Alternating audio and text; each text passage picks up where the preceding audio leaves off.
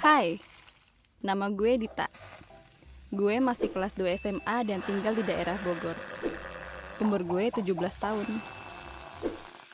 Oh iya, kebetulan hari ini sekolah selesainya cepet, gak kayak biasanya. Soalnya guru-guru pada ngadain rapat. Yang pasti gue gak langsung balik deh, mau jalan-jalan dulu. Oh iya, berhubung gue gak punya motor, jadi kalau balik dari sekolah, gue sering nebeng sama temen gue. Namanya Muhammad Rizky Jailani, biasa dipanggil Jalu. Motornya Astrea Grand gitu. Asli, jadul banget tuh motor. Sampai kalau lagi dibawa ngebut, rasanya mesinnya kayak mau lepas semua. Karena balik cepet, hari ini gue berencana main ke tempat Jalu dulu. Barengan sama anak-anak yang lain. Rumahnya Jalu gak jauh dari sekolah. Makanya sering dijadiin base camp sama anak-anak. Nah, akhirnya sampai juga nih di rumah Jalu. Di sana udah banyak anak-anak lain yang datang duluan. Kebanyakan sih cowok. Ya, kalau ada cewek pasti cabe-cabean. Maksud gue tomboy.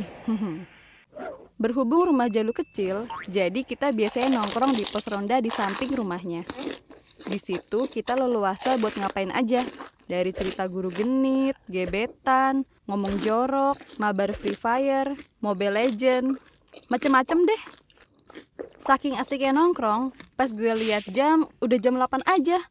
Bisa kena omel nyokap nih gue. Gue langsung aja minta izin cabut duluan ke anak-anak. Pas mau balik, si Jalu nawarin gue buat nganterin pulang. Soalnya dia tahu kalau rumah gue tuh lumayan jauh. Cuma sebagai teman yang baik, gue gak mau dong nyusahin dia. Kan kasihan bolak-balik kayak bola bekel. Pengertian kan gue. Tapi gue minta tolong dianterin sampai depan aja. Dan minjem duit dia buat ongkos naik angkot. Hehehe. Gak berselang lama, gue sampai di jalan raya. Nah, pas ada tuh angkot lagi ngetem, gue langsung cus. Oh iya, buat nyampe ke rumah gue, abis turun dari angkot, gue harus jalan lagi ke dalam sekitar 200 meter. Nah, itu dia gang rumah gue. Bang, kiri bang. Pas abis turun dan bayar angkot, gue tengok kanan kiri. Kok ini jalan sepi banget ya? Kayak WA gue gak ada yang ngechat. Sakit. Kok jadi curhat? Dengan langkah yang mantap, gue mulai berjalan di gang yang gelap gulita ini. Buat nerangin di jalan, gue pakai cahaya dari HP. Dalam benak gue, kenapa nih jalan mendadak jadi kayak lorong gelap yang gak berujung gitu. Terus gue ngerasa kayak ada yang ngikutin gue. Mau nengok, takut. Nengok gak ya? Enggak ah. Gue mulai mempercepat langkah karena gue ngerasa ada yang ngikutin gue. Gak lama, terdengar suara motor dan membuat hati gue lega. Tuh motor berhenti di depan. Gue mah biasa aja, gak ada rasa curiga apa-apa. Gue mikir, mungkin ini tetangga gue kali ya, atau orang yang gue kenal. Tapi tiba-tiba dia melakukan hal yang gak gue duga. Dia meremas bagian intim dari tubuh gue. Gue kaget dong. Kok enak aja dia megang-megang gue. Gue coba ngelawan dengan nangkis tangan dia. Tapi tangan gue gak cukup kuat. Dia melakukan hal itu beberapa saat. Gue berusaha ngeliat siapa ini orang. Tapi karena dia pakai masker, yang terlihat hanya matanya aja. Seketika badan gue kaku, nge-freeze gitu, dan gue hanya bisa teriak, "Tolong, tolong!" Akhirnya dia kabur. Badan gue cuma bisa diem. Lama-kelamaan, badan gue yang nge-freeze tadi jadi lemes selemes-lemesnya. Gak lama berselang, ada cahaya mobil dari arah belakang.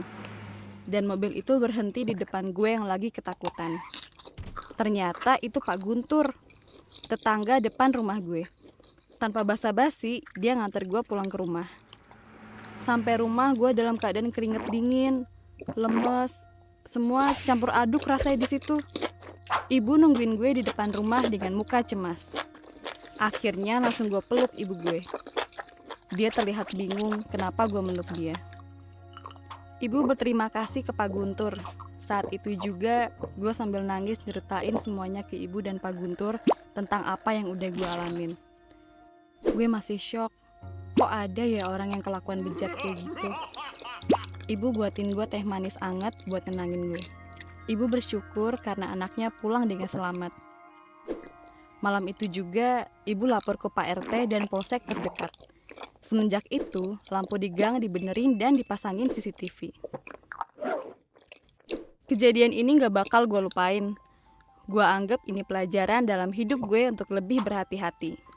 Terlebih untuk kita para wanita, agar lebih waspada ketika sedang berjalan di tempat yang sepi.